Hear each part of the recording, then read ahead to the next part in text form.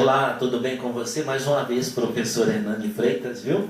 Um grande abraço para você, espero que você curta comigo aí mais um pouquinho de história, né? É sempre legal falar de história, falar das coisas que faz parte da humanidade, das coisas que nós gostamos. Não é verdade? Então vamos lá. Hoje o nosso tema é as relações sociais da natureza e a terra. Né? Vamos lá, o que é história? Né? História é muito fácil de definir a história, né? Tudo aquilo que o homem toca, tudo aquilo que o homem transforma é história, né? Segundo o estudioso francês Marc Bloch, história é o estudo da vida humana ao longo do tempo. O estudo de todos os tipos de sociedade humana até os dias de hoje. O conjunto de conhecimentos relativos ao passado da humanidade e a sua evolução. Segundo o lugar e a época e o ponto de vista escolhido.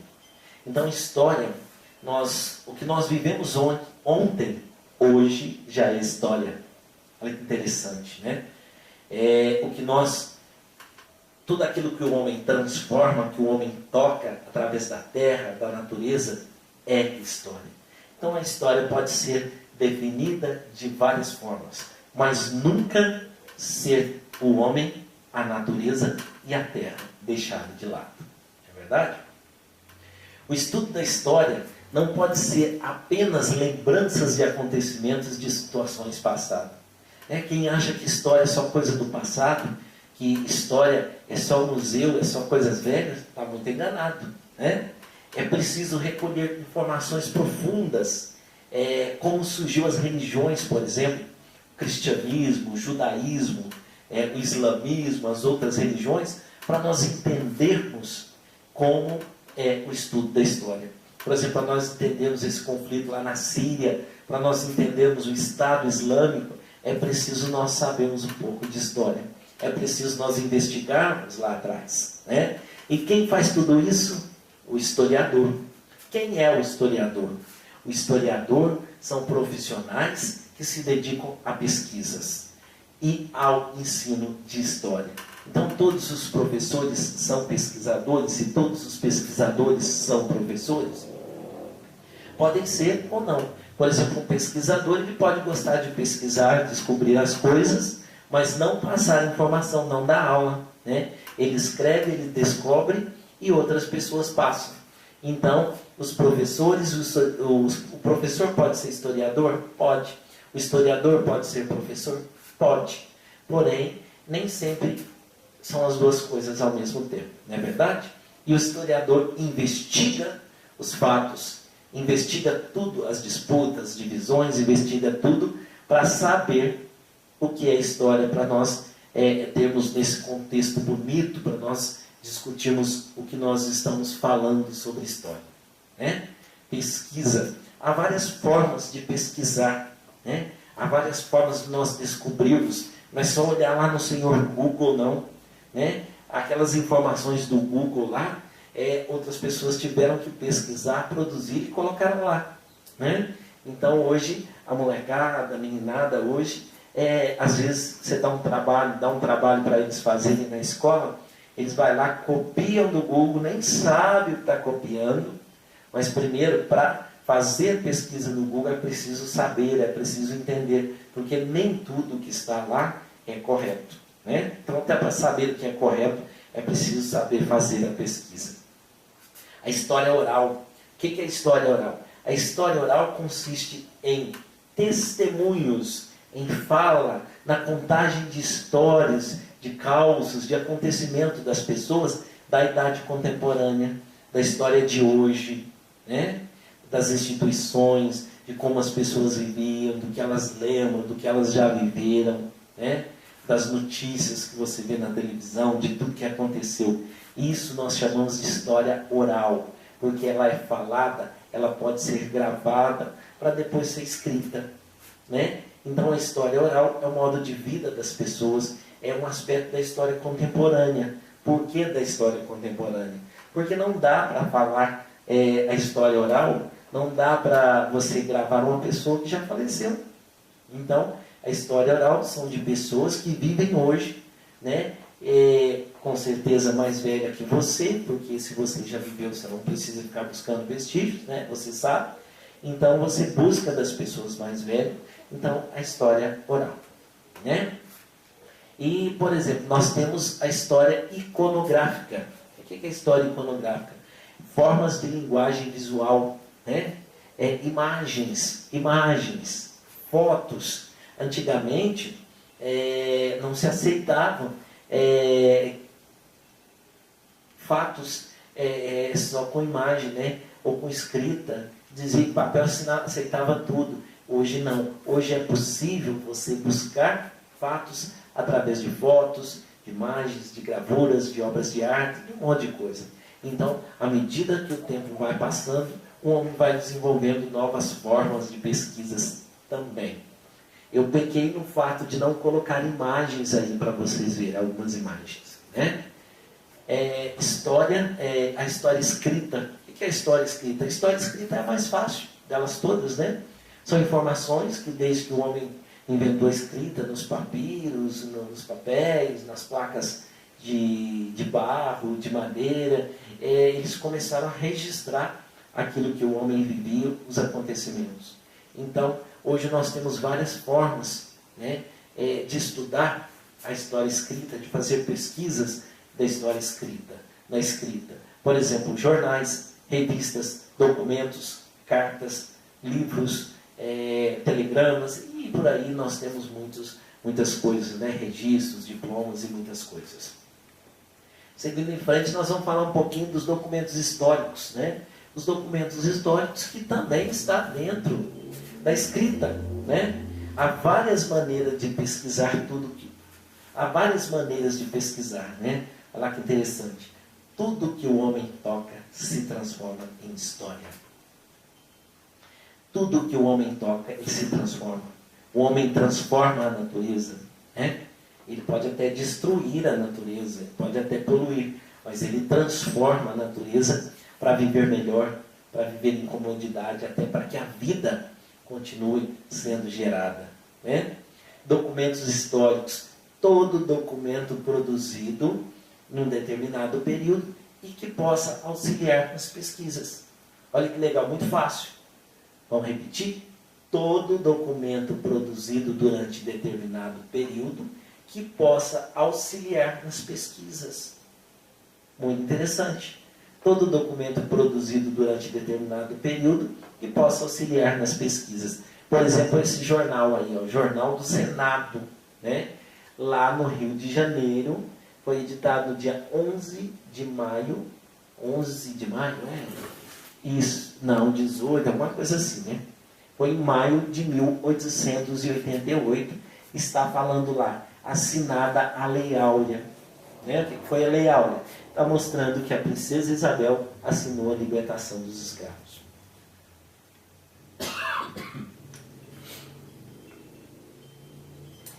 Um diploma. Um diploma, por exemplo, né? Federação Paulista de Futebol de Salão. Então, o seu José Antônio lá ganhou um diploma da Federação Paulista de Futebol lá em deixa eu ver se daqui dá para me enxergar, 1959, né? Isso aí dá para a gente pesquisar, é um documento histórico. As fontes históricas, nós já vimos aí, né? Vou falar para vocês rapidinho, são as formas mais tradicionais, as fontes escritas é a forma mais tradicional da história, né? Que são jornais, livros, revistas, né? Que fornecem informações valiosas ao historiador, que pode ser o pesquisador ou o professor de história. Fontes materiais, né? São todos os vestígios materiais deixados por inúmeras atividades humanas, vestígios palpáveis, né? Instrumentos de trabalho, utensílios domésticos, vestuários, moradias, monumentos, meios de transporte, moeda.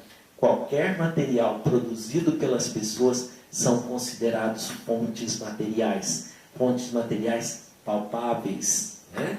Então, isso são fontes históricas. Estão aí alguns historiadores, né, que produzem material de história, né? Produzem material de história para nós estudarmos, por exemplo, os livros didáticos, né?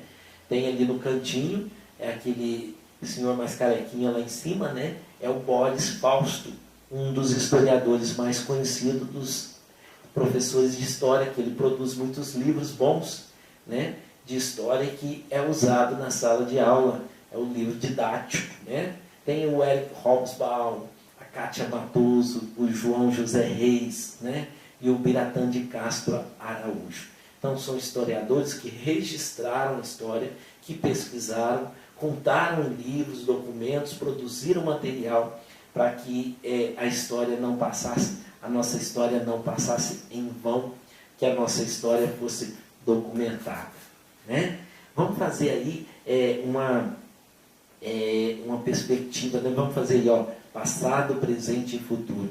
Então a história, ela não é só passado, como eu falei para vocês lá no começo, né?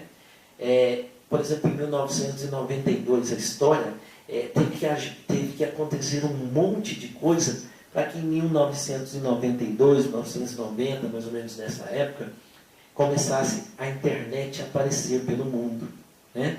Começasse a internet a aparecer pelo mundo. Então, antes da internet aparecer, apareceram outras coisas. Vocês podem ver logo abaixo aí, eu pus isso de propósito, né? 1983.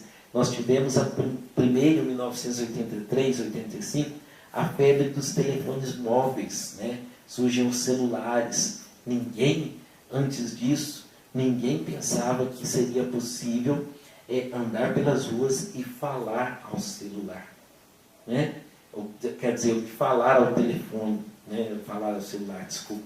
O falar ao telefone.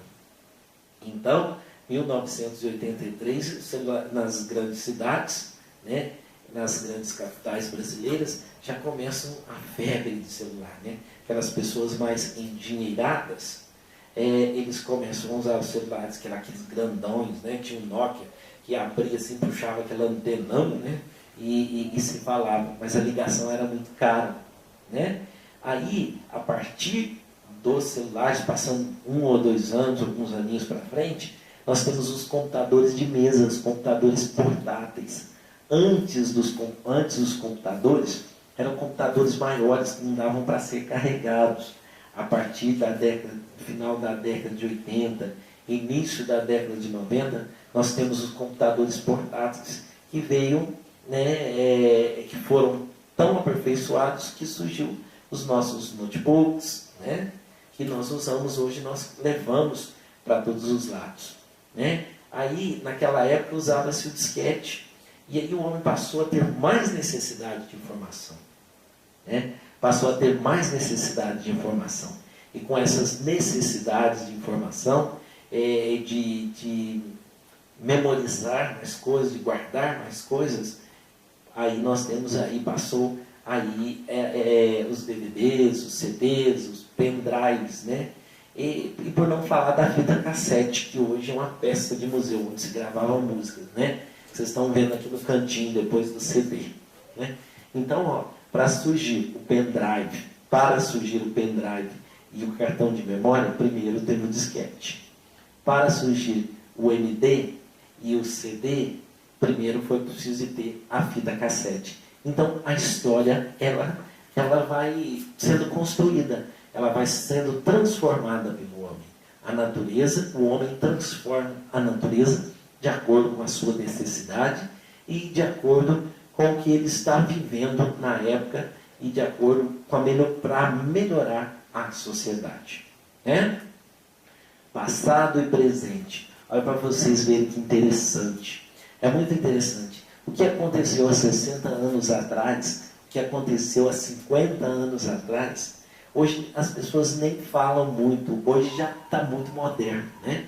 E nós ficamos pensando que vai acontecer daqui a alguns anos, porque a tecnologia está caminhando rápido demais, né? Por exemplo, lá há 60 anos, 50 anos atrás, há 40 anos atrás, as pessoas não mandavam e-mail, as pessoas não mandavam mensagem de voz, as pessoas não mandavam mensagem no WhatsApp, né? Nem no Facebook. As pessoas mandavam cartas, as pessoas escreviam a próprio punho, né? As pessoas mandavam telegrama para chegar mais rápido. Isso escrito em papel. Não havia ainda telefone celular. Os telefones tinham nas cidades, na zona rural, era difícil, né? Na zona rural era difícil ter, difícil ter telefone na zona rural. Só em lugares assim de aqueles fazendeiros mais ricos, aquelas coisas todas, né? Mas nas cidades tinham os orelhões com fichas. Você comprava a fichinha e colocava lá, né? Para fazer as ligações. Depois veio o cartãozinho, você comprava o cartãozinho com unidade, já foi algo assim muito moderno. Hoje existem alguns telefones orelhões por aí, mas quase ninguém usa. Hoje tem mais celulares no Brasil do que pessoas, né? Tem bem mais celular do que pessoas. Então as coisas mudaram muito. Hoje pode, por exemplo, conversar em tempo real com pessoas do outro lado do mundo, rapidinho, né? Antes era só por telefone, hoje você pode conversar e vê-lo, né, ao vivo. Hoje pelo WhatsApp você faz lá uma ligação com imagem, no Facebook você faz, então é algo muito moderno, né? Para vocês são coisas muito normais, mas para quem viveu alguns anos atrás, como eu, não 50 anos, não 60 anos, mas é algo muito legal de ver, é algo muito moderno, né? Então, ó, a história, nós fizemos um paralelo aqui, passado e presente. Foi preciso acontecer coisas lá no passado para nós chegarmos onde nós chegamos. Então, essa é a importância da história.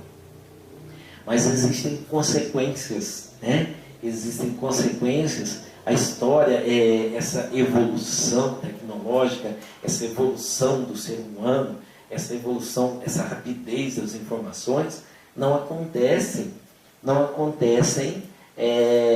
só coisas boas. Tem mais coisas boas do que ruins, mas acontecem alguns problemas. Por exemplo, nós esticamos o período trabalhado. Hoje parece que as pessoas não têm tempo para ninguém, né? Hoje parece que as pessoas ficam só no celular, as pessoas parecem que não conversam, as pessoas hoje parecem que não se abraçam, as pessoas parecem que estão correndo o tempo inteiro. Por quê? Porque o trabalho esticou, né? O trabalho esticou, como assim? Você faz o seu trabalho, né, às 8 horas trabalhar, você ainda leva trabalho para casa. Você ainda leva um monte de coisa para fazer em casa, né? No seu notebook, no seu laptop, né? Então, isso é um problema. Isso é uma consequência ruim do ser humano. Agora, nós imaginamos se hoje está assim, daqui a 20 ou 30 anos, como será que vai estar? Com certeza vai estar muito moderno. Eu espero que o homem não perca, né? Eu espero que o homem não perca esse jeito gostoso, né? Conversar, agir, abraçar, olhar olho no olho, né? Isso não supera nenhuma tecnologia. Nada supera isso, verdade? Então, o futuro. Aquelas pessoas que vão dizer que o futuro não existe. Tudo bem. O futuro é sempre amanhã e nós nunca chegamos amanhã, né? Mas a história é necessária, passado, presente e futuro são necessários para entender a nossa história. Nós precisamos medir o tempo. Nós, seres humanos, somos seres temporais, né? Apesar do tempo ser algo inelástico, o tempo não estica. Tem muita gente aí que quer que o dia que queria que o dia tivesse mais de 24 horas, é verdade?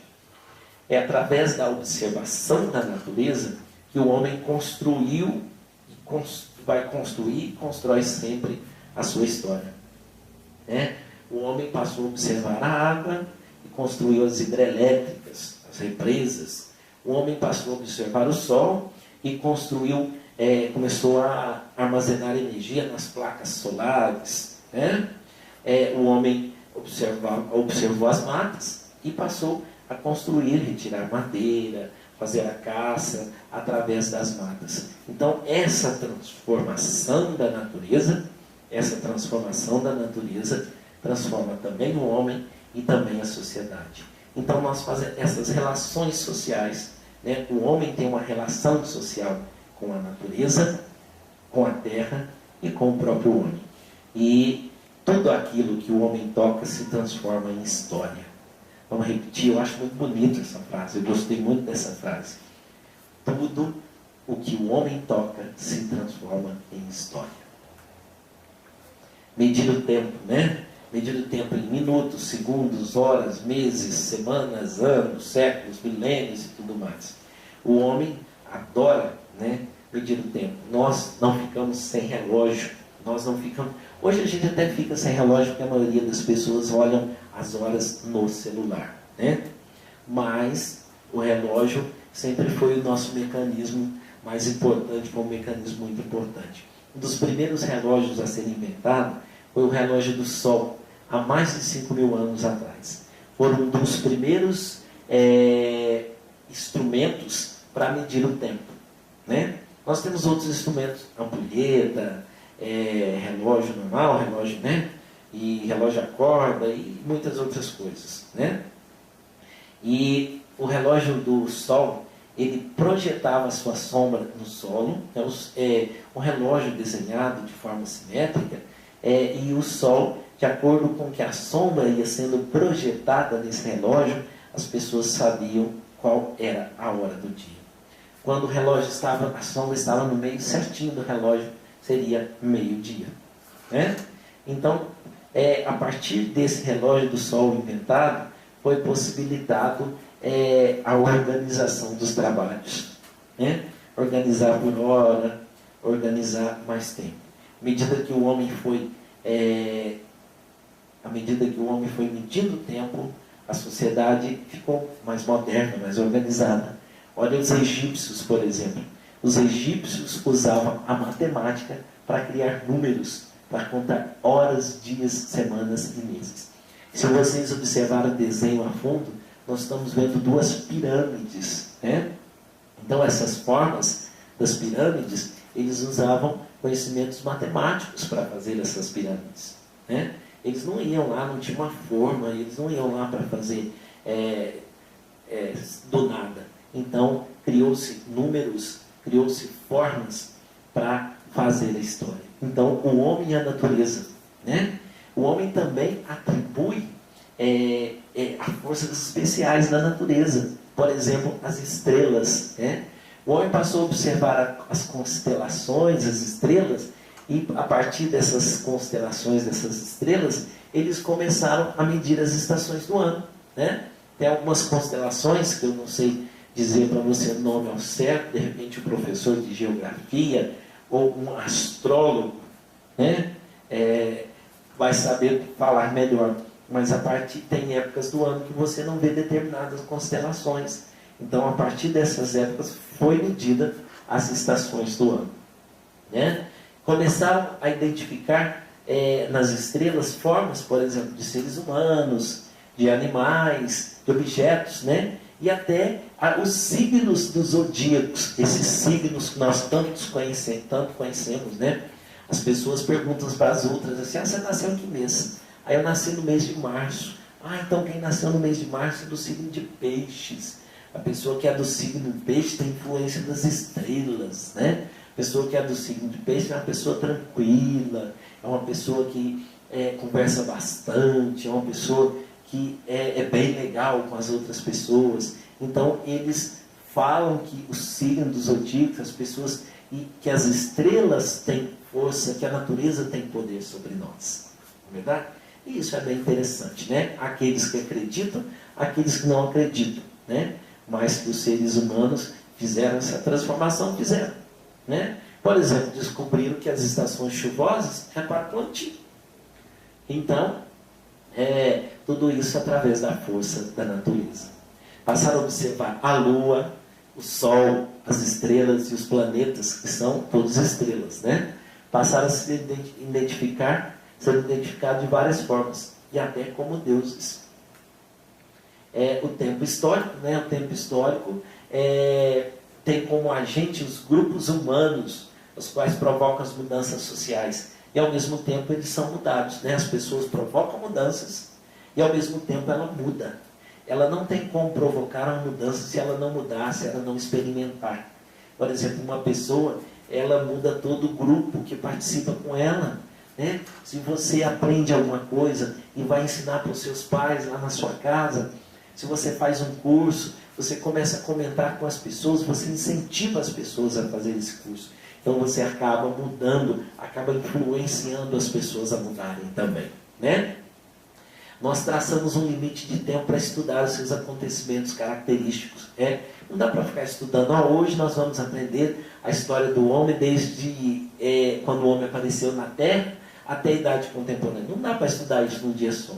Então nós estudamos por etapa, nós estudamos por períodos, né? Nós estudamos por ordem cronológica, que é mais fácil. Mas nós vimos lá atrás que a história não se baseia só na cronologia, né? Nós pegamos lá vestígios do homem, né? Do tempo histórico. O homem é agente do tempo histórico, né? Nós pegamos lá, por exemplo, naquela época os seres humanos que viveram, que sonharam, que trabalharam sobre a natureza e sobre as outras pessoas de um jeito específico. Pessoas, por exemplo, o Santos Dumont inventou um avião, ele sonhou com isso, ele batalhou sobre isso, e hoje o avião faz parte da história humana. E hoje nós não vivemos sem o avião. Então, o tempo histórico e o homem, o tempo histórico é um tempo delimitado para nós estudarmos, né? Uma parte da história, e o principal agente histórico é o homem, é o ser humano, né? Eu já falei aí, sobre o tempo histórico, vamos passar para frente, né? Nós estamos terminando, então vamos terminar aqui. O modo de medir e dividir o tempo varia de acordo com a crença, né? De acordo com os costumes de cada povo, né? Por exemplo, os cristãos, nosso calendário, por exemplo, ele é medido a partir da idade de Cristo, né?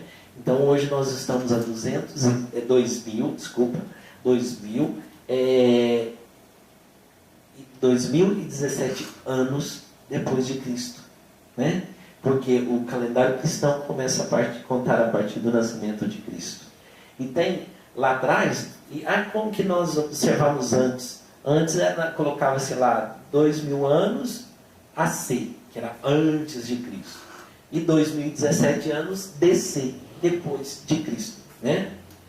Então, por exemplo, o calendário mais utilizado hoje no mundo é o calendário cristão, né? E inclusive o nosso país, o Brasil,